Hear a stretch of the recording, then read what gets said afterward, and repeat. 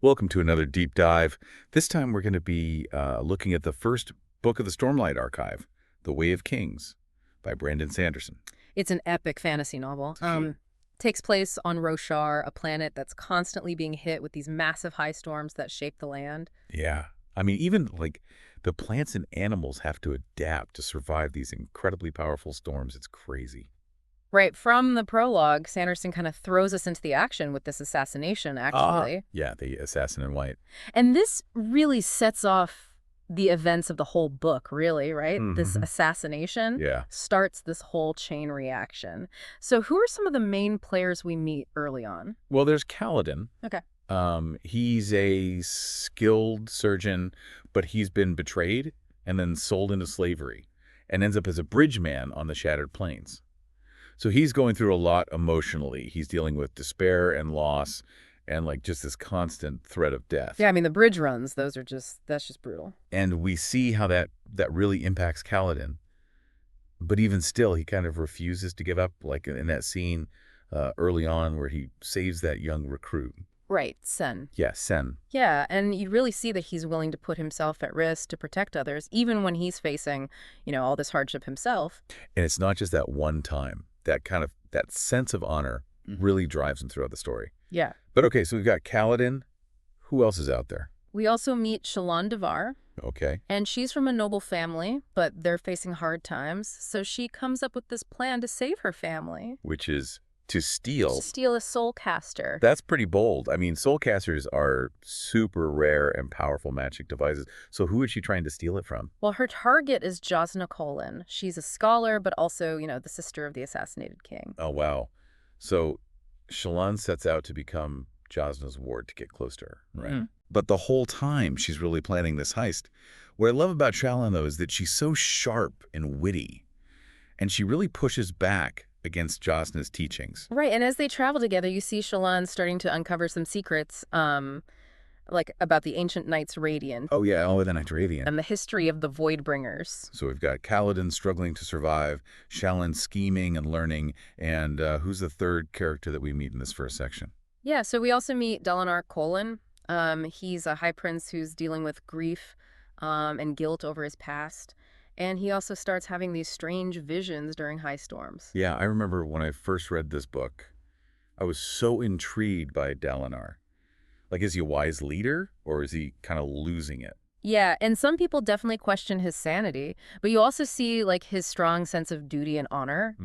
Like in that scene where he starts preparing for war against the Parshendi, Right. He believes they killed his brother. Yeah, and he's trying to unite the Alethi, but it's not going so well. No, he faces a lot of resistance from Sadeas. Sadeas. Talk about ambition. You can tell right away that he sees Dalinar as a threat. Definitely.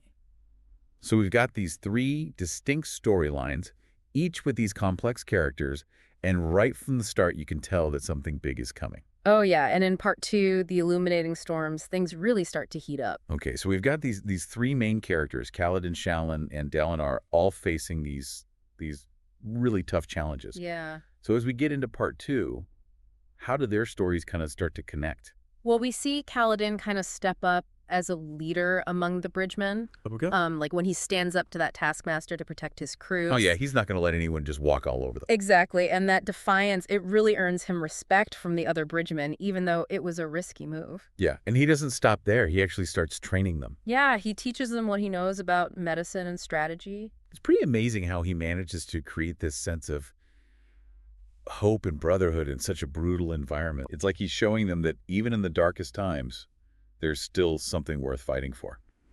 Exactly. And then we have Shallan, who's continuing her studies with Jasna. Right. And she becomes fascinated by the Knights Radiant and their history. Especially the story of Tillinel the Herald, who stayed true to his oath. Right. While others abandoned humanity. Yeah, and I think you can see how Shallan is kind of grappling with her own sense of duty and loyalty. Yeah, for sure. She's got this big secret that she's carrying the plan to steal the Soulcaster. And that tension really builds until she finally gets her hands on it. You'd think she'd be excited, but she's actually filled with guilt and doubt. Yeah, it's definitely a turning point for her character. And then there's Dalinar, who's still struggling with these visions. Hmm. And in one of them, he learns more about the lost city of Urithrue. And starts to understand the true nature of the Voidbringers. Like these visions are slowly revealing the truth to him piece by piece. Right, and this newfound knowledge kind of fuels his determination. So he challenges the other high princes for control of the war. He believes that's the only way to defeat the Parshendi.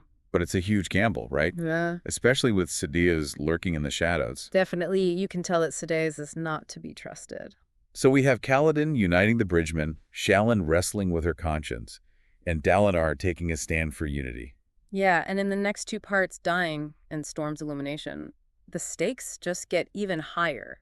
Okay, so things are getting pretty intense for our main characters now. Dying and Storm's Illumination. Things get really rough for them. What happens with Kaladin in these sections? Well, things go really wrong with his bridge crew training, actually. Oh no, what happens? A bunch of them are killed during a high storm. Oh man, that's awful. He was just trying to prepare them, give them a fighting chance. Right. His idea backfires terribly, and then he gets blamed for it. Of course. What do they do to him? They decide to execute. Talk about adding insult to injury. Yeah, it's brutal. It seems like it's the end for him, but then something amazing happens. He gets rescued. Someone steps in. No, it's something else. He survives the storm somehow. Huh. But how? It seems like he's able to tap into this hidden power inside himself. He somehow draws strength from the high storm. I'm getting chills just thinking about it. That scene is so powerful. Yeah, it's a turning point for him. He starts to realize that he's a surge binder. Oh, wow. Okay, so someone who can actually control the forces of the storm. Exactly. And with these powers, he realizes he might be connected to the Knights Radiant. The legendary heroes from the past. Mm-hmm. So that's Kaladin. What about Shallan? What's she up to during all this? She goes through some heavy stuff, too. I mean, she has a breakdown and ends up confronting these painful memories from her past. Oh, man, what kind of memories? Like the death of her father. She's carrying around a lot of guilt. And then she makes this huge discovery. What's that? She finds out that the Parshendi are actually changing. They're turning into Voidbringers. Whoa. Okay, so the enemy that they've been fighting this whole time. Yeah. They're the creatures that nearly destroyed the world in ancient times. That totally changes the stakes. Yeah, suddenly this war isn't just about politics anymore. It's about survival. Okay, so we've got Kaladin discovering his powers, Shallan uncovering this huge secret, and what about Dalinar? What's happening with his visions? He has another vision this time. It shows him something about the past, about how the Parshendi used to be allies with humans. Wait, seriously? Yeah, and that they were all fighting together against the Voidbringers. So the Aletha have been fighting the wrong enemy all along. It seems that way, which makes what happens next even more tragic. What happens? Sadeas betrays Dalinar during a battle. That snake. I knew he couldn't be trusted. It leaves Dalinar in a really bad spot, but then Kaladin shows up with his bridge crew. And he uses his surge binding powers to save him. Yeah, it's amazing. He fights off the Parshendi Shardbearer. So Kaladin saves the day. Pretty much. And I think that battle really shifts Dalinar's perspective. He sees Kaladin as a true hero. Right. Someone worthy of respect. So what happens at the end? Well, Dalinar confronts Sadeas for his betrayal and demands justice. He ends up making this incredible sacrifice. He offers his own shard blade to free Kaladin and his men. Wow. That's a powerful statement. Yeah, it shows what kind of leader he is. He's willing to give up his own power for the sake of others. So it's a happy ending then? Well, sort of. I mean, there's this ominous epilogue. We meet Talonal the Herald, who delivers this prophecy about the Everstorm. It's this massive, catastrophic storm that's going to reshape the world. Okay, so the fight isn't over yet. Sounds like they've got a lot more to deal with. Well, this has been a fascinating look at the Way of Kings. Thanks for breaking it all down for us. No problem. Always happy to talk about Sanderson. We'll have to do another deep dive when we're ready for book 2.